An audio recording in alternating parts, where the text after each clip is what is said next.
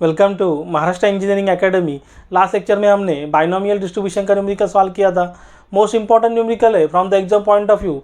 ऐसा एक न्यूमेरिकल 100% आपके एग्जाम में आएगा 4 to 6 मार्क्स के लिए।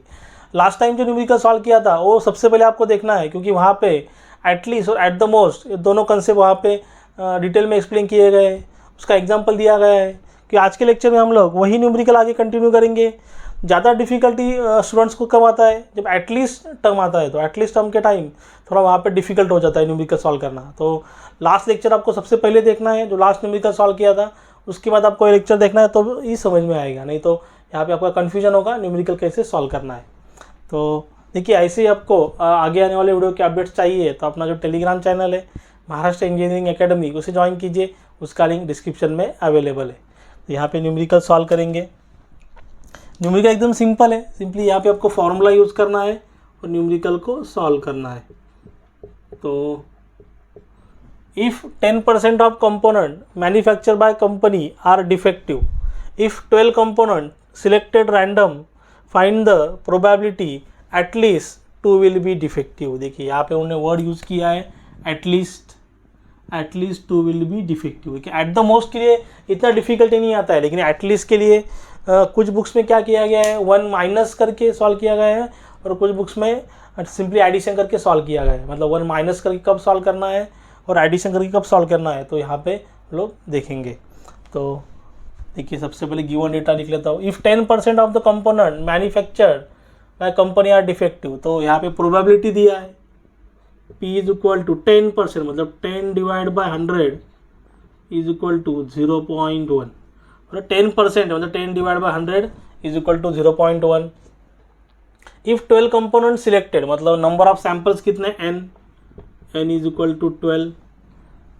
Find the probability that at least 2 will be defective. तो यहाँ पे हमें देखिए प्रोबेबिलिटी ऑफ सक्सेस पता चला, तो probability of failure Q is equal to, Q का फॉर्मूला क्या है, 1 माइनस पी। 1 माइनस पी का वैल्यू कितना है, 0.1। तो Q is equal to 1 minus 0.1 0.9। तो टू फाइंड हमें क्या करना है यहाँ पे, to find at least 2 will be defective, at least 2 will be defective, at least 2 will be defective. देखिए न्यूमेरिकल एकदम सिंपल है। तो सिंपली यहाँ पे आपको कंसेप्ट समझना है एटलीस्ट और का। देखिए यहाँ पे एटलीस्ट का कंसेप्ट समझेंगे, ये सोल्यूशन। तो यहाँ पे क्या बोला है, एटलीस्ट 2 विल बी डिफेक्टिव। तो यहाँ पे बाइनोमियल डिस्ट्रीब्यूशन का यूज करेंगे, using binomial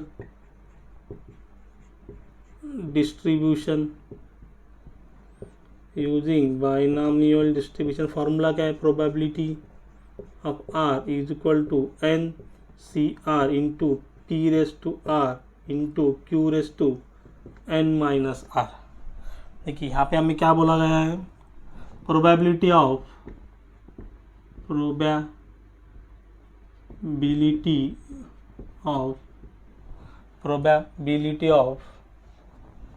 at least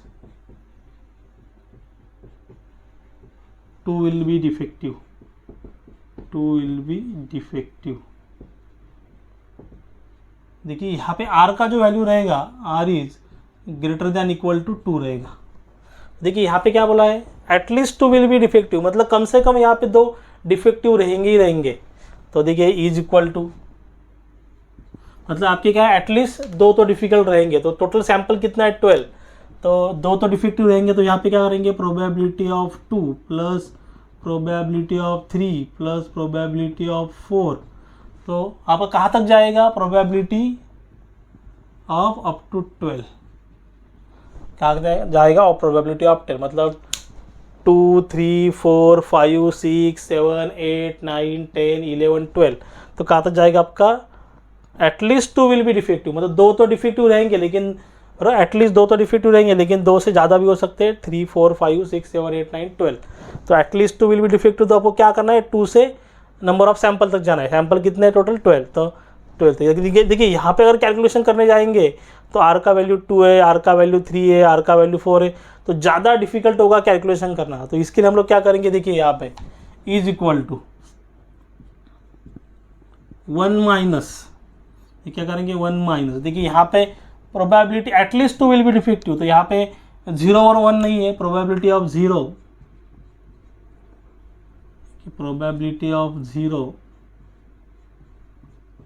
plus probability of 1, probability of 0 plus probability of 1।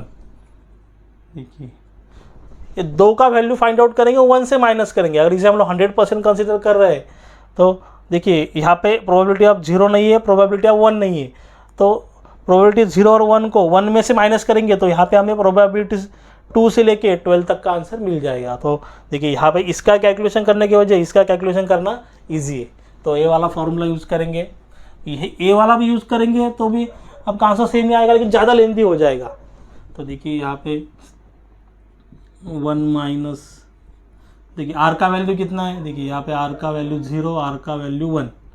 देखिए सेम फार्मूला यूज़ करेंगे, एन सी आर, एन का वैल्यू कितना है 12, सी 0, पी का वैल्यू कितना है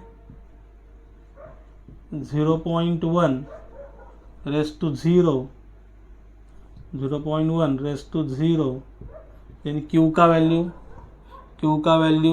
0.9 raise to n minus R, मतलब 12 माइनस 0 हो गया पहले वाले का। देन सेकंड वाला r का वैल्यू कितना है 1, तो यहाँ पे आएगा 12c1, देन यहाँ पे p का value 0.1 raise to 1, then q का value 0.9 raise to n minus R, n का कितना है 12 माइनस 1। देखिए यहाँ पे हमारा आंसर कितना आता है, एकदम सिंपल न्यूमेरिकल है। सिंपली यहाँ पे आपको कैलकुलेशन करना है और न्यूमेरिकल को सॉल्व करना है। तो देखिए यहाँ पे 12c0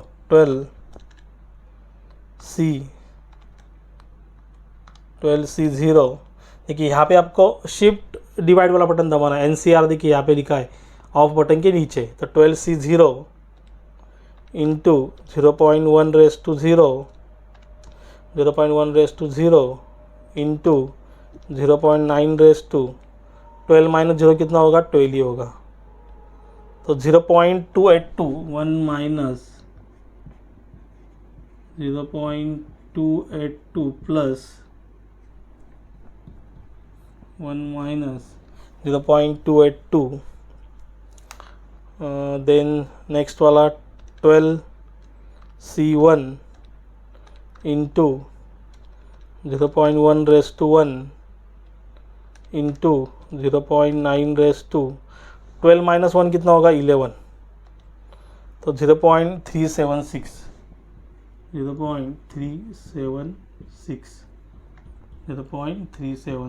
तो एटलीस्ट 2 के लिए कितना आ रहा है आपका आंसर, दोनों का एडिशन करेंगे और 1 से माइनस करेंगे, 0.282 plus 0.376, 1 minus answer 0.342।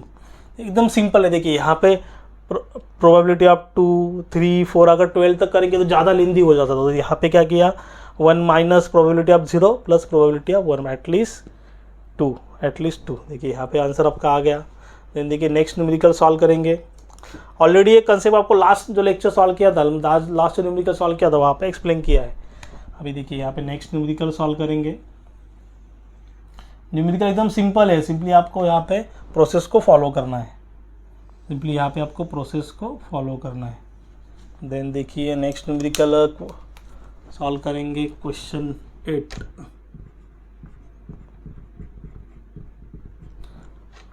The overall percentage of failure in a certain examination is 20। देखिए यहाँ पे ध्यान से देखिए, यहाँ पे उन्होंने बोला है ओवरऑल परसेंटेज ऑफ फेल्यूर, मतलब क्यू का वैल्यू दिया है, फेल्यूर का वैल्यू दिया है, कितना है ओवरऑल परसेंटेज ऑफ फेल्यूर मतलब 20%, मतलब 20 डिवाइड बाय 100 आपका कितना होगा 0.2। If 6 candidates appear in the examination, मतलब n का वैल्यू कितना है n का वैल्यू 6 है. What is the probability that at least 5 pass the exam. देखिए हमने क्या बोला, एटलीस्ट 5 पास द एग्जाम. आगे देखिए एटलीस्ट वर्ड उन्होंने यूज किया है, एटलीस्ट 5 पास द एग्जाम. तो यहाँ पे ध्यान से देखिए, तो यहाँ पे हमें देखिए क्यू फेलियर दिया है, तो प्रोबेबिलिटी ऑफ सक्सेस क्या है, P is equal to Q का फॉर्मूला क्या है, Q is equal to 1 minus P. Q का वैल्यू कितना दिया है, 0.2 is equal to 1 minus P. P को शिफ्ट करता दिस साइड, तो निगेटिव का क्या होगा, पॉजिटिव. 0.2 को शिफ्ट करता दिस साइड, तो देखिए यहाँ पे पी को शिफ्ट किया दिस साइड, निगेटिव का क्या होगा, पॉजिटिव. 0.2 को शिफ्ट किया दिस साइड, पॉजिटिव का क्या होगा, निगेटिव. तो 1 माइनस 0.2, तो पी का वैल्यू आ रहा है 0.8. पी का वैल्यू आ रहा है 0.8. देन देखिए टू फाइंड करने के लिए क्या बोला है, to find at least 5 pass the exam. At least 5 pass the exam. तो solution same, using binomial distribution, using binomial distribution, probability NCR, P raised to R, Q raised to N minus R. देखिए यहाँ पे हमने क्या बोला है, प्रोबेबिलिटी ऑफ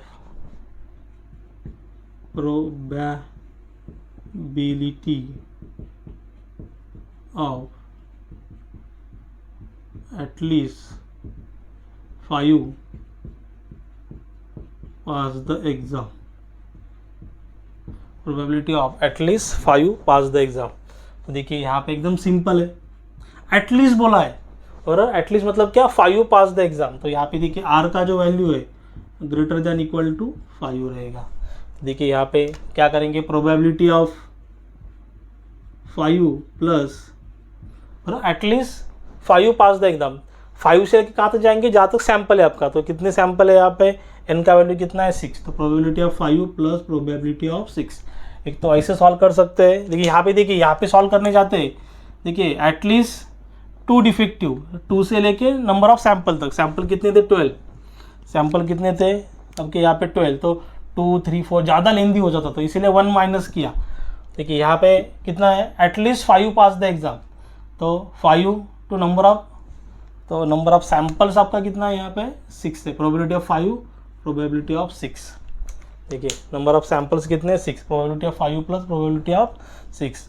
दूसरा formula हम लोग यूज़ करेंगे तो कौन सा होगा, 1 माइनस करेंगे. देखिए यहाँ पे 1 माइनस, यहाँ पे कौन कौन नहीं है, 0 नहीं है, प्रोबेबिलिटी ऑफ 0 नहीं है, प्लस प्रोबेबिलिटी ऑफ 1 नहीं है, प्रोबेबिलिटी ऑफ 2 नहीं है, प्रोबेबिलिटी ऑफ 3 नहीं है, प्लस प्रोबेबिलिटी ऑफ 4 नहीं है.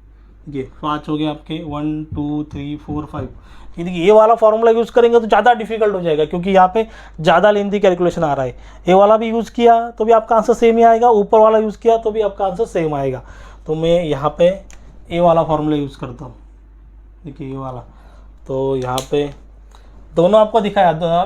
चाहिए तो आप दूसरा वाला कैलकुलेशन करके देख सकते हो, यहाँ पे भी आप चाहिए तो कैलकुलेशन करके देख सकते हो, तो आपको कन्फ्यूजन ना हो. इसीलिए दोनों टाइप के न्यूमेरिकल यहाँ पे लिए, 1 माइनस करके भी और सिंपली एडिशन करके भी. देखिए यहाँ पे probability of 5 plus probability of 6. देखिए आर का वैल्यू कितना है, 5 है, आर का वैल्यू कितना है, 6 है. देखिए सेम फॉर्मूला यूज करेंगे, एनसीआर. देखिए एन का वैल्यू कितना है, 6c 5 इंटू पी का वैल्यू कितना है, पी का value 0.8 raised to 5. Then Q का वैल्यू कितना है, 0.2 n माइनस आर, मतलब 6 माइनस 5 प्लस फर्स्ट के लिए हुआ. देन सेकंड से again N C R, N का वैल्यू कितना है, 6 सी 6 P का वैल्यू 0.8 रेस टू R मतलब 6, Q का वैल्यू 0.2 रेस टू 6 माइनस 6। देखिए यहाँ पे आपका आंसर आ रहा है। यहाँ पे चाहे तो आगे भी लिख सकते हैं, तो 6C5 into 0.8 raise to 5 into 0.2 raise to 6 minus 5 कितना होगा, 6 माइनस 5 1, 0.393 प्लस नेक्स्ट वाला करेंगे 6C6 into 0.8 raise to 6 into 0.2 raise to 6 minus 6 कितना होगा 0, तो 0.262 0.262।